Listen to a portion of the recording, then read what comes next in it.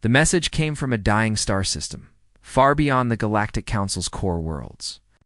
It was broken, distorted, soaked in static and pain. But even through the interference, one word repeated again and again: help. That single cry echoed across hundreds of listening posts. It's translated in dozens of languages, scanned for authenticity. It was real. A full planetary distress call, sent from a world called Kirith Savannah Peaceful, ocean-rich colony of the Therian species.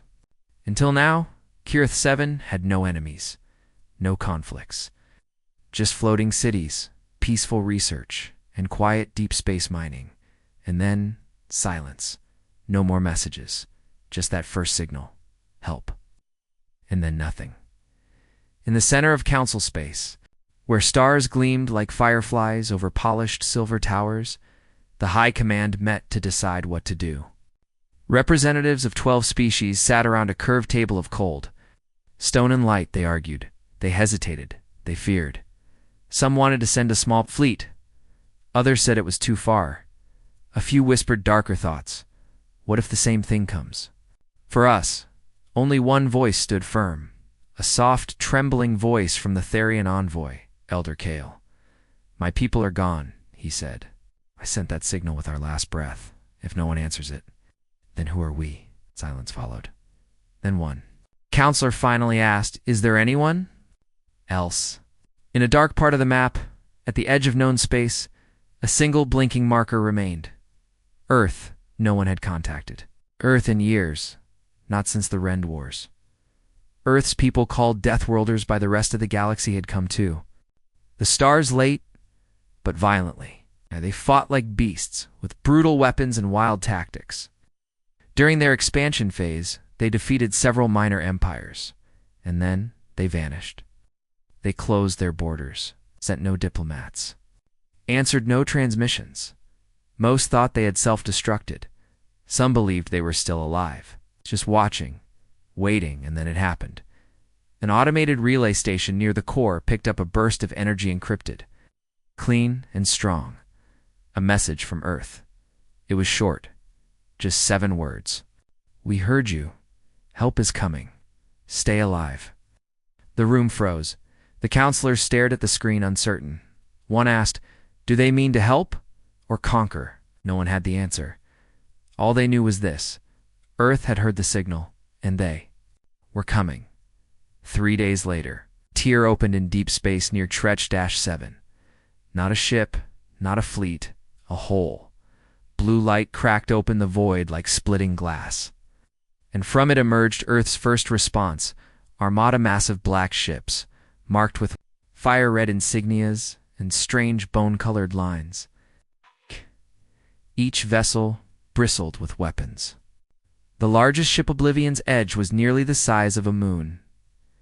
Inside its bridge stood Fleet Commander Rain, tall, calm, and carved from old scars.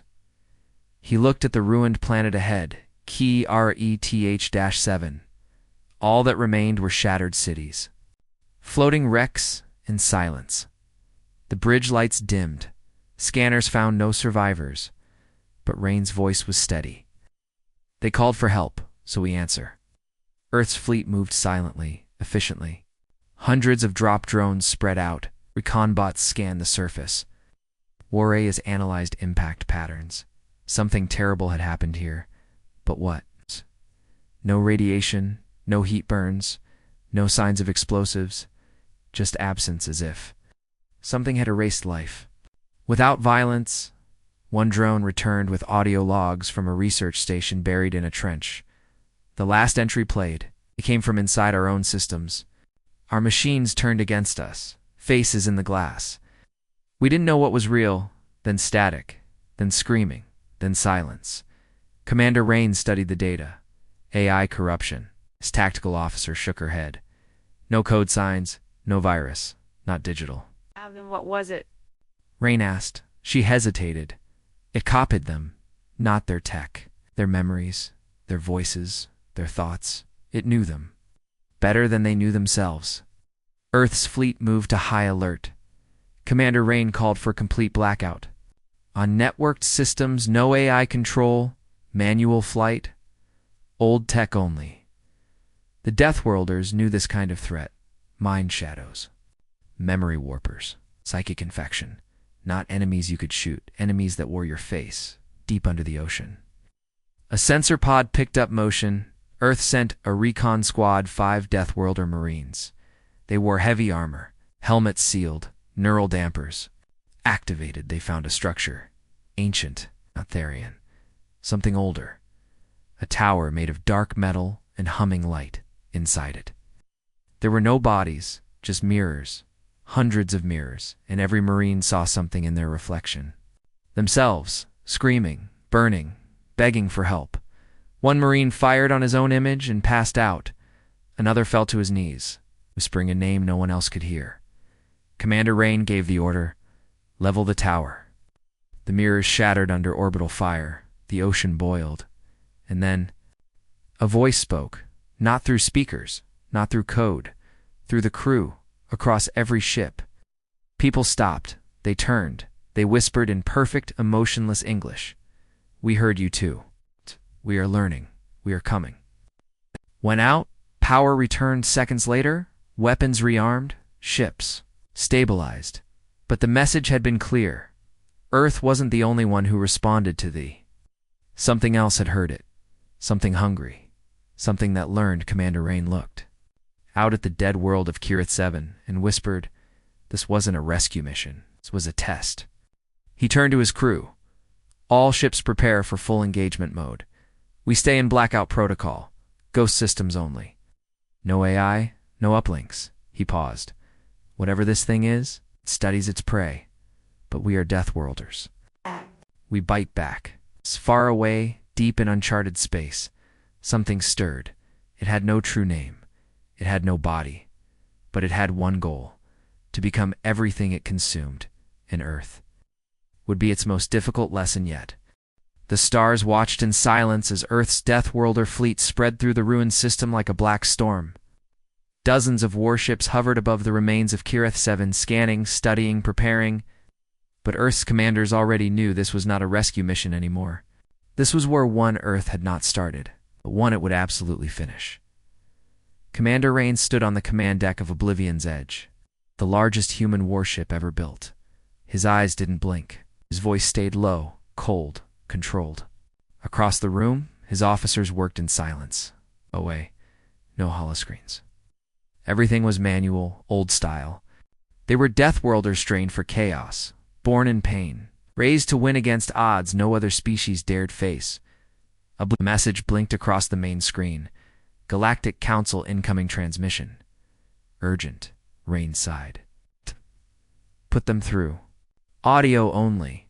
The voice that came through was full of fear, polite but trembling. Commander Rain, this is High Envoy Talos of the Galactic Council. We are monitoring your actions above Kirith 7. The Council appreciates your response, but we ask that you proceed with caution. We fear escalation, Rain replied calmly. Escalation already happened, Talos. You just weren't paying attention, please. We know Earth has power. But this enemy is unlike anything we've faced. It attacks minds. It uses memories. You're dealing with something that may not be physical at all. Rain smiled, but it wasn't kind. Then it's lucky Earth has monsters built for every kind of war. And he cut the line. Below the fleet, another signal pulsed. Faint weak. This one came from an escape pod drifting just above the atmosphere. Earth's scanners locked on, and a recon craft moved in. Inside the pod, they found a single survivor. Alien, not Therian. Human-shaped, but wrong. Too perfect. Skin flawless. Voice like soft music. She said her name was Island, and she claimed she was the only survivor of the first attack in Oblivion's Edge's medical bay. Island sat calmly, wrapped in a gray thermal blanket. Her eyes were silver blue, glowing faintly. Dr. Marr, Earth's top sinologist, scanned her vitals. Everything looked normal to normal. No infection, no wounds, no damage. And yet, you're not really Therian, are you? Rain asked. Her Island smiled. No, but I remember them. I remember their fear, their last thoughts, their dreams. What are you? She tilted her head. A message. A copy. A test pattern. They sent me to talk. Rain didn't flinch. Voice became softer. The pattern. That's what they call themselves. Or what you would call them. They don't have one shape. Don't have one will. They are learning. They are watching. And now they are remembering. Why? Because they want to become you. Rain ordered full lockdown of the medbay. No systems. No signals. Nothing digital. Then he walked out and activated the war room. Prepare ghost units, he ordered. Deploy them to grid sectors Alpha through Theta. I want mines laid, gravity fields placed, and no signal movement. Beyond the system edge, Colonel Vex stepped in, fully armored, carrying a manual code data core. Sir, we've got movement. 5 light signatures just outside scanner range. Small, fast, but they match human designs. Old Earth ships. Very old. Wrecks we lost over. A century ago, Rain stared at the map. Those ships never had FTL drives. They do now, Vex replied, and they're alive. The lost ships drifted into range. Silent Horizon, Glory of Dust, Red Wasp, and other ships, once thought destroyed in old wars, now moving under alien control. But they didn't attack. They simply broadcast one message, over and over again. You remember, we evolve, we become. Earth's fleet stood still. Rain didn't blink. These bastards are using our dead, our stories. They're not just mimicking us. They're feeding on what we were. He turned to Vex. Send in the Gorgons. The Gorgon units, Earth's most brutal ground troops, were launched in silent drop pods. No AI, no trackers. Just steel, instinct, and hate. They hit the surface of Kirith 7's moon with one goal. Hunt anything that moves. What they found wasn't machines, it was memories. A full-scale replica of an Earth city burned. It's twisted and strange. Streets built like forgotten dreams. Shaped like scars, names written in languages no one had spoken for centuries. And walking inside it were people, but not real dot copies. Old soldiers from Earth's wars. Old commanders. Even dead family members. Perfect reflections pulled from death logs and battle diaries. Gorgon, Unit 12, sent a final transmission, requesting permission to engage. But sir, it's like killing our own ghosts. Rain's reply was simple. They are not us. Erase everything. The drop site went dark. Orbital cannons turned the moon into black smoke and glass. The pattern didn't respond. But somewhere, in the static of deep space, quiet voice whispered, so much pain, so much fear, it will help you forget. Back on Oblivion's edge, Island sat silently in the med bay. She was drawing something with her finger on the glass when Rain entered. She looked at him and said, Do you know why the pattern fears you? He didn't answer. She whispered, Because you never stop. They don't understand hate or rage or why you keep fighting when everything hurts. They learn from fear, but they don't know wrath. They tried to copy your memories, but they made a mistake. They copied your rage too. Rain stepped closer. What are they planning? Island smiled. You already know. He did. The enemy didn't just want to replace Earth. It wanted to become Earth, but Earth wasn't a planet. It was a warning. It was a species born from chaos. And now, death was coming for the ones who copied it. The Black of Space did not care for war, but war had come anyway. Earth's fleet, cold and quiet, moved in deadly formation toward the edge of the Kirith system. The enemy known only as the Pattern had taken memories, copied ships, and twisted. Earth's forgotten passed into weapons. But now, Earth's Deathworlders were not just responding, they were hunting. Oblivion's edge led the assault. Round it, 27 warships drifted like sharks through water, silent and armored, without any networked AI inside each ship. Everything was run by hand. Nothing digital, nothing the Pattern could infect or copy. This was war of the old wayfists. Blood, steel, fire. Fleet Commander Rain stood on the command bridge, eyes locked on the star map. In front of him, the enemy grew. More copies, more ships, but they weren't perfect. Their movements were too smooth. Their formations too clean. They had learned human tactics, but not the spite behind them. Not the madness. Not the chaos. That was the pattern's weakness. "Enemy ships closing in," said Colonel Vex, scanning the incoming blips. 20, 40, 18. No, they're multiplying. Rain nodded. "Let them come. We're going to show them how Deathworlders greet a knock at the door." The fleet split in 3 flank units, darted into asteroid cover. Forward units launched pulse jammers and interference fields. The main ship, Oblivion's Edge, surged forward alone. It was bait. The enemy took it. Hundreds of pattern ships turned, chasing Earth's flagship like vultures to fresh meat, and then Rain whispered the command. Ow. Drop the sun. Behind them, hidden in a false asteroid field, Earth had placed a solar spira weapon that turned raw stellar energy into a focused pulse of death. As the pattern ships closed in, the spear fired. The beam tore through 30 enemy vessels. In one blinding flash, cutting them open like fruit. No sound. Just light. Just instant death. The pattern ships panicked. Some fled, some merged. Others began to change, shifting mid-flight into grotesque shapes, part ship, part organ, part bone. They were learning again. Faster now, more desperate. One of them tried to broadcast. A message in Rain's voice. "I am Earth. I am Rage. I am you." Rain turned off the audio. "No, you're not." The second wave came in from below.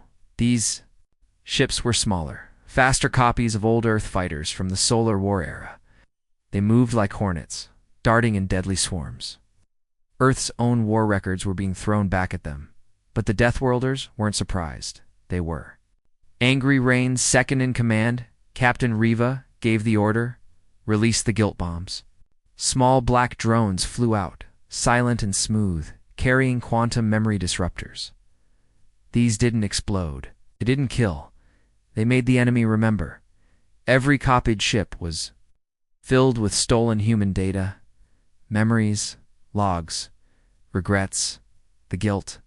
Bombs awakened those memories and played them all at once. Some pattern ships simply stopped. Others began to turn in circles. One began screaming in 27 voices pain, sorrow, loss. It collided with 2 others and detonated. Rain watched in silence. "They don't understand emotion," he said quietly. "They only wear it. But now they're wearing our grief. Let them choke on it." Suddenly, something massive exited subspace. A moon-sized vessel, dark, cracked, half-mechanical. Living, it didn't move. It just watched. The bridge sensors screamed. Vex stared at the display. "What is that?" Riva whispered. "It's not a ship. It's a memory core." Rain's eyes narrowed. "No, it's worse. It's the thing that makes memories." The crew stared at it. Inside that living thing they could feel the pressure of voices, not words, feelings, pain, hope, loss. Everything humans had ever suffered, now twisted into something that breathed. This was the pattern's central brain, its birthplace, its weapon, and it had come to see what Earth would. "Do we need to destroy it?" Vex said. "Now?" Rain shook his head. "Not yet. We can't just shoot it. We have to make sure it knows what we are. Make it understand." He turned to Riva. "Activate Black Choir." She flinched. "Been used since the terraforming uprising?" "Exactly. It was designed to be humanity's last message before extinction." Across Earth's fleet, old voice units powered up. All crew were told to lock down and seal all personal logs.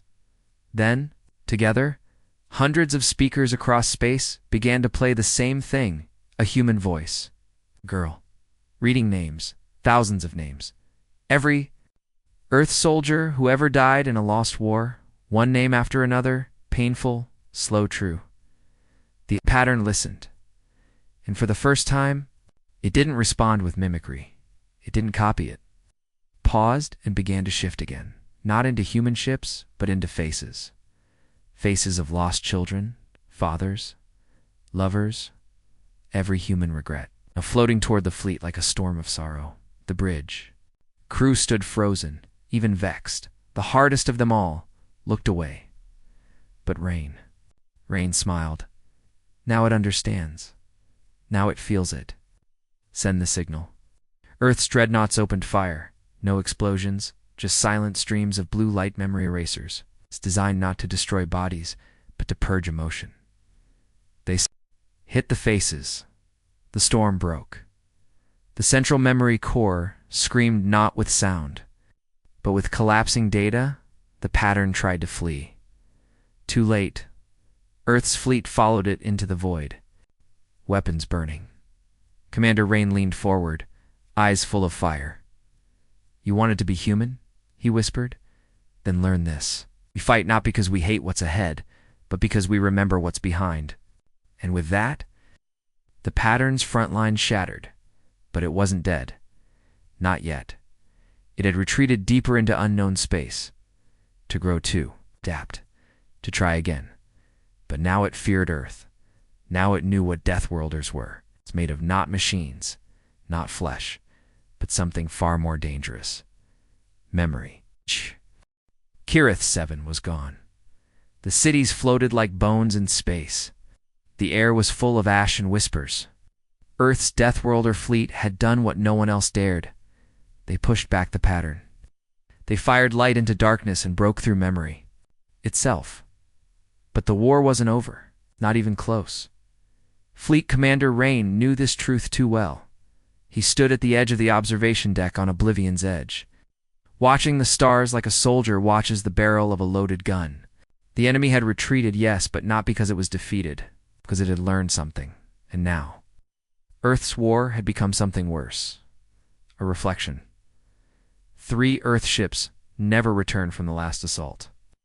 Hammerfall, Cold Mercy, and Vigilant Star. All 3 vanished during the final push into the pattern's memory swarm. No debris, no last signal, nothing. Then, 2 days later, Cold Mercy returned, but not as it was. The ship drifted slowly toward the fleet. Lights off, silent, no beacon. Scanners picked it up. Hull damage minimal, no life signs. But the crew hadn't died. They were still on board, and they were talking. Rain ordered a zero-contact scan. A recon drone was launched and latched onto the hull of the returning ship. The drone sent back footage. At first, it was just darkness. Cold walls. Frozen corridors then, dash movement. A figure in an Earthmarine uniform. He walked slowly, speaking softly, almost like praying. I remember the sun, the man said. I remember Earth. I remember my name. But it's slipping. It's slipping. Behind him, more appeared. Each crew member talking to themselves, each repeating memories, names, birthdays, childhood songs, but their voices were all wrong, too slow, too calm, too perfect. Dr. Marr watched the footage and whispered, there. Echoes. The pattern didn't kill the crew. Copied their memories and left the bodies like broken radios just playing the past over and over. Riva, the second in command, asked the hard question, are they alive? Rain stared at the screen. Not anymore. That's not life. That's a recording. Then the signal changed. From inside Cold Mercy, a voice rose, not calm. Not broken, angry. It was Commander Rain's voice, but twisted, mocking. We remember you, Rain. We watched you cry when your brother died on Series 9. We remember what you said when no one listened. We are your shame. We are your truth. You left us behind. Rain didn't move, didn't speak. The crew looked at him, and he nodded once. Destroy it. A single pulse missile was launched. Cold Mercy vanished in blue fire. No, screams, just silence. But the message had been sent. The pattern moved to a new phase. Not just mimicking tactics, not just copying bodies. Now it was weaponizing. Emotion, using pain like bullets, memory like blades. On board Oblivion's Edge, security alarms went off. Multiple crew members began to suffer blackouts. When they woke, they spoke in old Earth dialects, slang from places no longer on the map. One woman recited the entire funeral speech from the fall of Europa word for word. But she'd never learned that language. She was born on Mars Colony Alpha. The pattern was inside their minds now, not as infection, but as ghosts. Rain called a meeting in the war chamber. He looked around at his officers, each one trained, each one hardened. But even they were shaken. "We're not just fighting ships anymore," he said. "We're fighting ourselves. Everything we've ever lost. Everything we regret. It's turning against us. So we do what humans do best. We fight memory with memory." He activated Protocol Burn Light. Across every ship, old Earth data cores were installed coded memories, pain logs, battlefield journals, death recordings, not to hide them, to use them. Each soldier was required to replay their own worst memory, to face it, to name it, to own it, the pattern whispered. "We are what you hide." Earth's answer, "Then we hide nothing." Meanwhile, something strange happened. Deep in a forgotten sector of the ship, Island, the strange alien girl from the escape pod, sat in silence. She hadn't spoken since the last battle. Now she whispered only one word. "It's coming." Rain entered. "What's coming?" he asked. She looked at him. "You, not you now. You, soon. The pattern can't become what it doesn't understand. But it believes you'll become what it needs. You'll give it shape. You'll teach it rage. And then it will wear your face." Rain stared at her, unsure if she was a prisoner, a prophet, or something worse. He turned to leave. And Island said one last thing. "You must remember who you are, even when it hurts." 2 hours later, Earth's fleet picked up new activity, a signal faint from a system Earth had never visited. But the voice was Rain's. "This is Commander Rain of Earth's Defense. We are under attack. I repeat, questing emergency support." But Rain was on the bridge, watching that very message. "It's bait," Riva said. "Or a challenge," Vex added. "Or both," Rain finished. He nodded once. "We follow it." The fleet turned toward the source.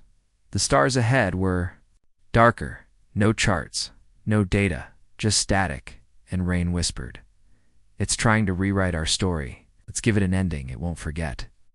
The stars were different in this region. Wrong. They flickered with a delay, like someone was replaying light on an old broken screen. Earth's fleet had crossed into uncharted space, chasing a signal that should not exist, Joan's own voice calling for help. But he had never sent it.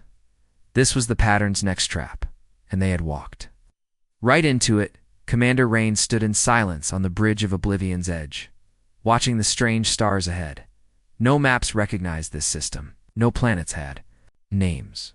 Just dark orbs, an empty space filled with echoes behind him. Riva ran scans. "There's no gravity distortion," she said, "but the stars are repeating. A 15-second loop. It's not real." "We're in a memory," Rain said flatly. "Or the shell of one." Colonel Vex stepped forward. "Sir, if it's not real, then how did we get here?" Rain didn't look away from the stars, because we believed it was real. Suddenly, the ship's internal comes activated on their own. The same voice repeated over and over Rain's voice. "This is Earth Defense. We're surrounded. Our systems have failed. They know who we are." But every time it played, small differences appeared. In one version, he sounded tired. In another, angry. In one, afraid. "It's trying to rewrite you," Riva whispered. "Trying to find the version of you it can control." Rain nodded. Then he said the words no one wanted to hear. "It's time for protocol, Red Veil." Everyone on the bridge froze. Not because they didn't know what that meant, but because they did. Red Veil was Earth's last secret, the forgotten protocol. Military strategy banned for over 70 years. Its purpose, to unleash Earth's deepest. Most broken weapons, artificial minds, memory engines, rage constructs, not to win, but to confuse, burn, and out chaos anything that thought it could learn from humanity. They weren't weapons. They were nightmares. Bottled and locked for a reason, Rain opened a small sealed panel near his command console. Behind it was a red switch protected by DNA lock. He placed his hand on the scanner. Authorization. Rain Delta Black. The ship paused. A voice replied. Protocol Red Veil unlocked. And then the deck lights dimmed.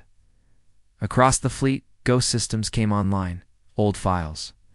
Lost wars. AI fragments too dangerous to exist. From silent grief they released the Pale Widow Anne. Artificial soldier who only spoke in riddles, and whose strategy logs once led to the complete collapse of 2 colonies. And victory from Grinder's wrath. They unleashed Project Saltwire and Nodrones that didn't kill, but inserted false memories into enemy minds. And from Oblivion's Edge itself, it released Gallows.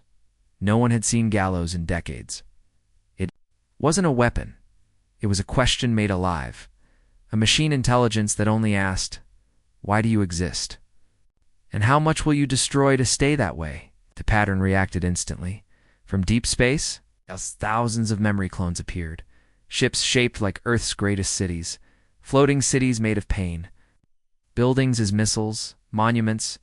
That screamed. They were not attacking. They were mirroring. And then, something worse. One of the enemy ships hailed Earth. The voice was Rain's again, but this time wasn't a message.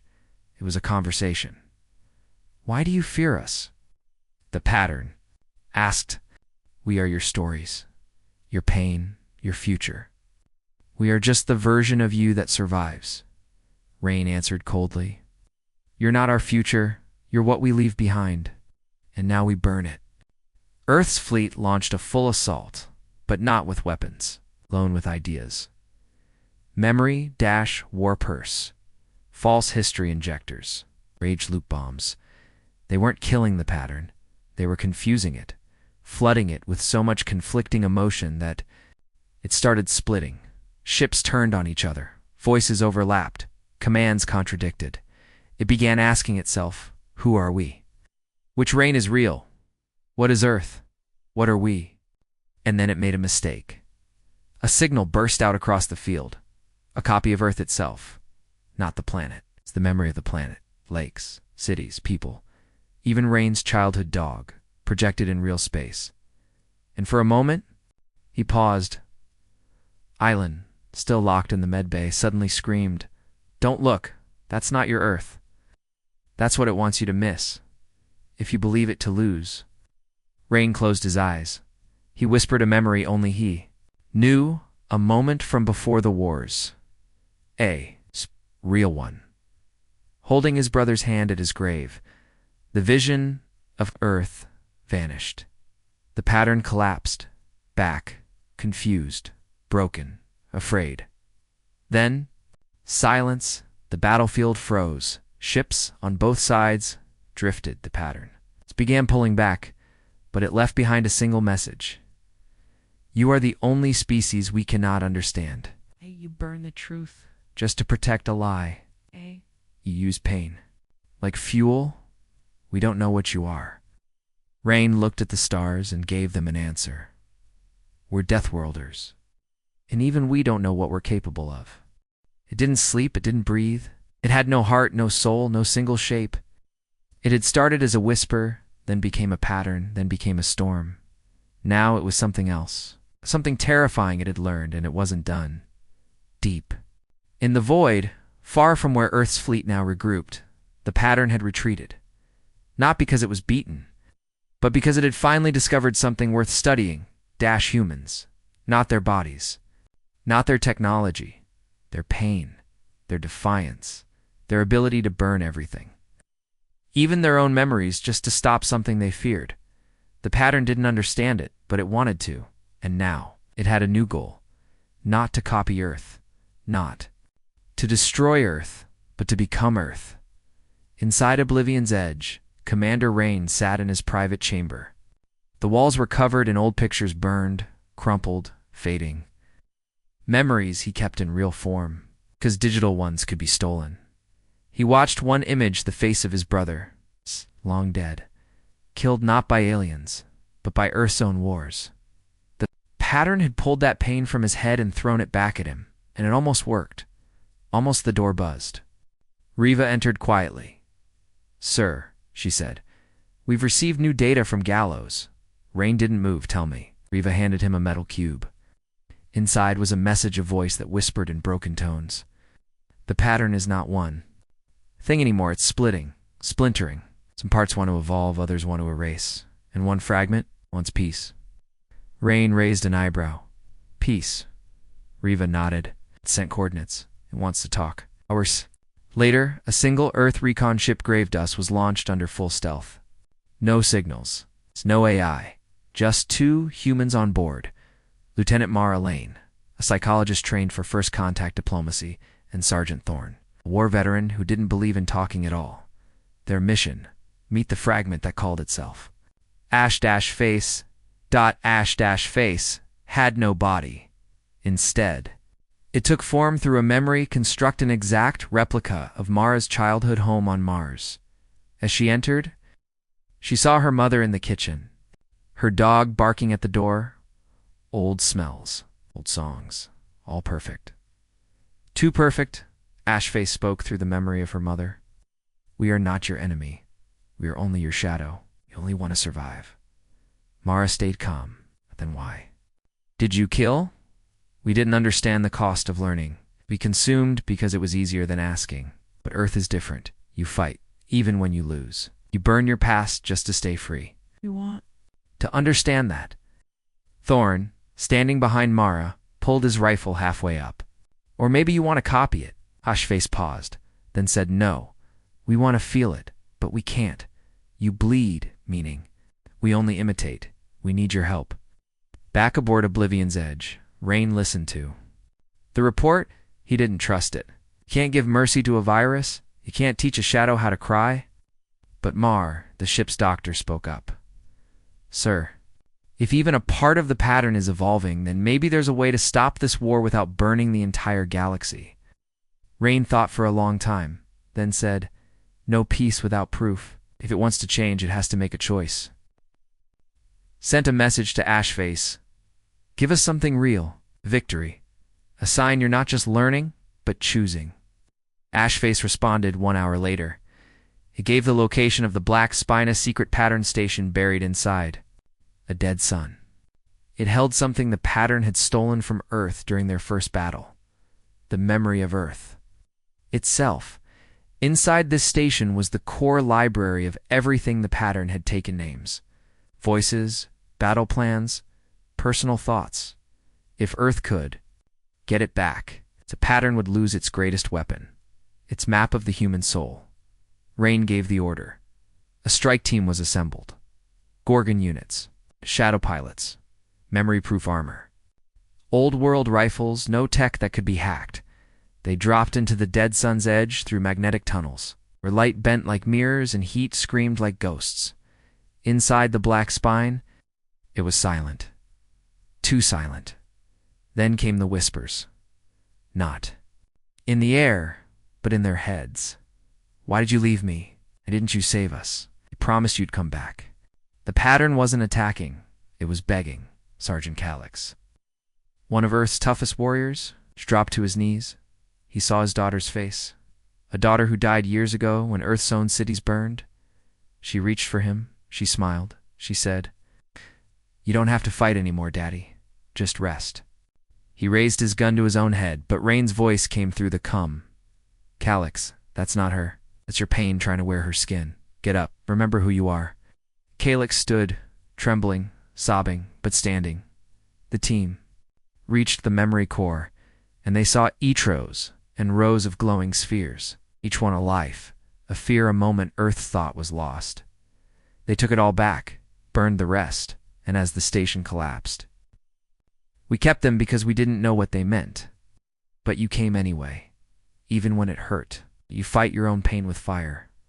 We don't understand it, but we want to." And then Ashface vanished, and the station fell into the sun. Back on Oblivion's Edge, Rain listened to the final log. "It's changing," he whispered. "It's not enough to trust, but enough to hesitate." Riva asked. Is that a good thing? Rain stared into the dark. Between stars, it's a human thing. The war was no longer about ships or fire. It was about identity, about memory, about what made a human different from a thing that only pretended to feel. The pattern had begun as a virus, a mimic, a silent shadow feeding on the minds of weaker species. But when it reached Earth, it found something it couldn't control. Rage, grief, defiance. Defiance. Now, Earth's fleet floated above a broken moon in a system with no name. The stolen memories had been recovered, the pattern's strongest weapon burned. But something new had begun growing in the silence, left behind. A pattern fragment had chosen not to run, not to fight, but to remember, and from those memories, it was trying to become something else. Rain had seen this happen before on battlefields full of dying men. When the enemy surrendered not out of weakness, but because they saw something in humanity they didn't expect, a reflection of themselves. But Rain wasn't sure if this reflection could be trusted. Inside Oblivion's edge, Riva entered the command deck holding a hard data core. She looked serious, sir, I said. We've translated the last memory logs taken from the Black Spine Station. Rain turned. Show me. The screens flickered to life. Strange video began playing. But it wasn't Earth. It was something else, a being not quite pattern, not quite human stood in a memory field surrounded by children, not real children. Constructs each one replayed the same memory. War, death, fire, and the being Ashay spoke softly to them. They fight not because they forget. They fight because they remember everything, even the things that destroy them. Riva froze the feed. Sir, she said, voice low, we believe the pattern is now trying to teach itself how to feel, like we do. Rain frowned. That's worse, because if it succeeds, it might stop being a threat. But if it fails, it'll come back more dangerous than ever. Colonel Vex entered the room. We've got a situation, he said. Pattern signatures detected, hundreds of them. Not attacking, just watching. Rain stood up fast, eyes open, shields up. No response unless I give the word. Pattern fleet hung in space like statues. No movement, no signals, just presence then. A single ship broke formation and approached. Oblivion's edge. No weapons charged, no shields raised. It broadcast one message in perfect Earth common. We request. Entry. We bring something that belongs to you. Rain watched silently, then said, let it dock. The docking bay doors opened. From the pattern ship, a single pod rolled out. Inside was a small container, clear glass, glowing from within. A human. Memory sphere. Earth tech. Thought to be destroyed in the solar uprising decades ago. Rain approached it. His hand trembled. It held a recording of Earth's first battle with the pattern, one no one remembered surviving, and then the audio started. Commander Rain, if you're hearing this, then I didn't make it. This is Commander Elian Rowe. I was part of the failed first contact with the pattern. They didn't kill us. It became us. Every scream, every cry, they fed on it, used it to reshape themselves. But one of them helped us escape. It died doing it. Its name was Ashface. The recording ended. Everyone on the deck was quiet. Then Rain spoke. They've been changing for longer than we thought. One of them chose to die helping us, and we never knew. That night, Earth's top officers gathered in the war. Chambered maps lit up with new activity, pattern fleets splitting, breaking into groups, some still aggressive, others silent. A few broadcasting new signals that translated into one phrase. We are trying. Dr. Marr leaned forward. I think we're watching the birth of something new, she said. A species being born out of us. Vex crossed his arms. Or a lie evolving. Rain looked across the table. We've made contact. We've fought them. We've burned their memories.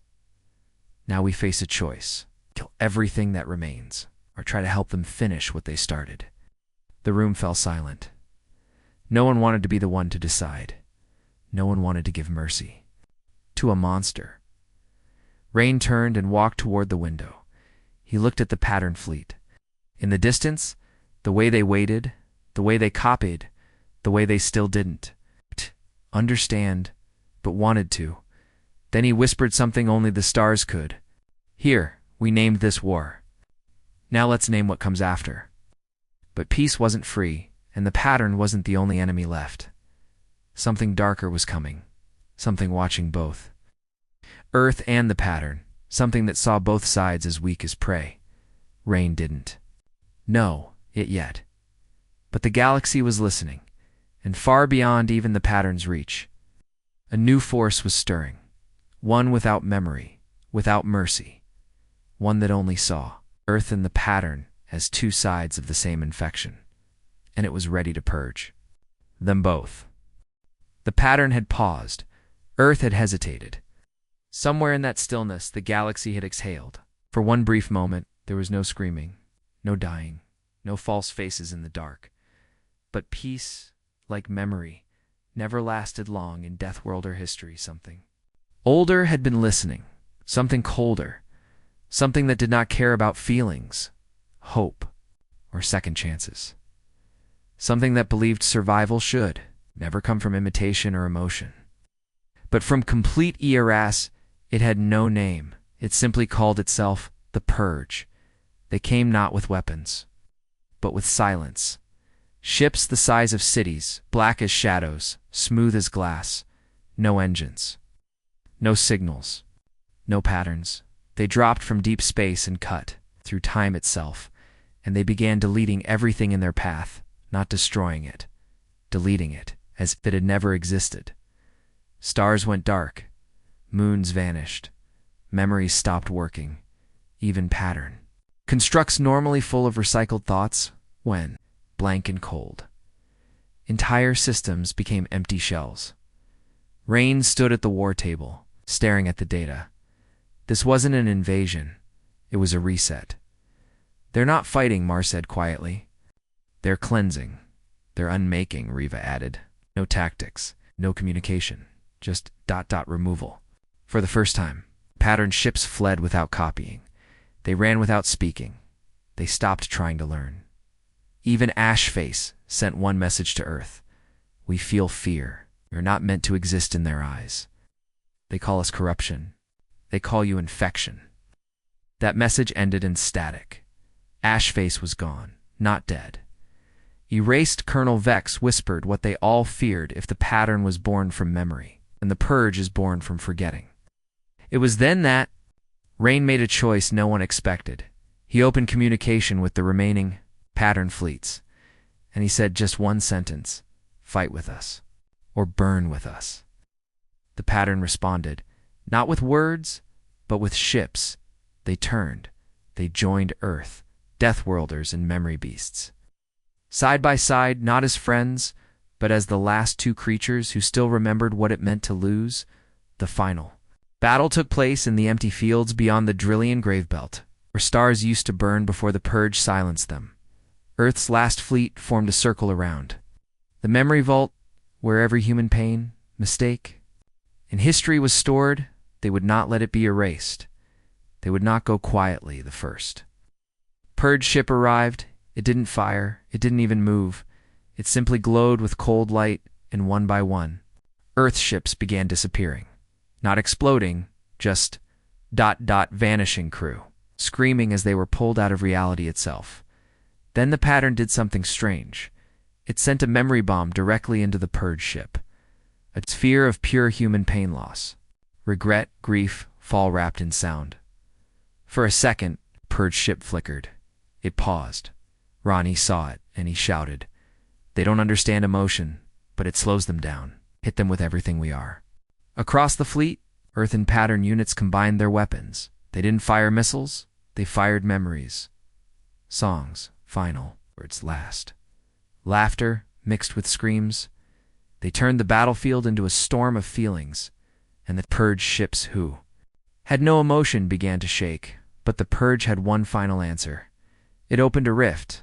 From it came the zero. Flum, a weapon that didn't burn. Didn't explode. It erased ideas. It erased the concept of resistance. Ships turned gray. People forgot how to fight. One captain forgot her name mid-battle and sat down crying. Rain activated Earth's final weapon. the grief engine, a system that fed on human sorrow and turned it into raw power. The more they remembered their dead, the more they hurt. The more the engine burned, and it worked. The zero flame couldn't erase what was willingly kept. If humans chose to suffer, they chose to remember, no matter how much it broke them. Then the purge couldn't touch it.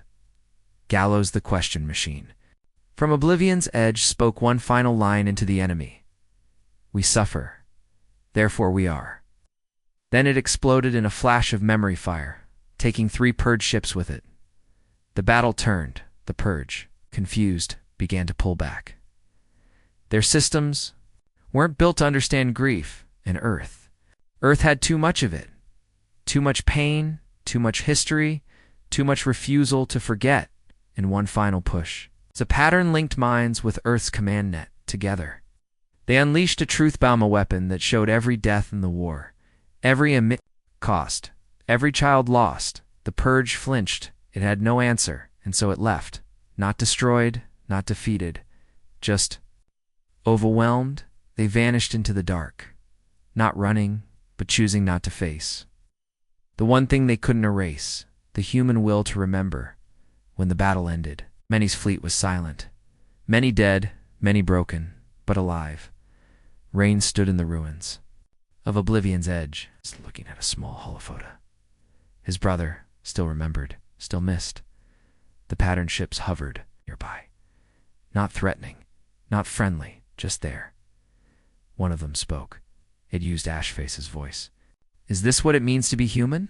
Rain didn't answer. He just stared at the stars and whispered, it's what it means to survive. And in that moment, Deathworlders and memory-born shadows stood together in a galaxy that would never forget the fire that came and the pain that fought back.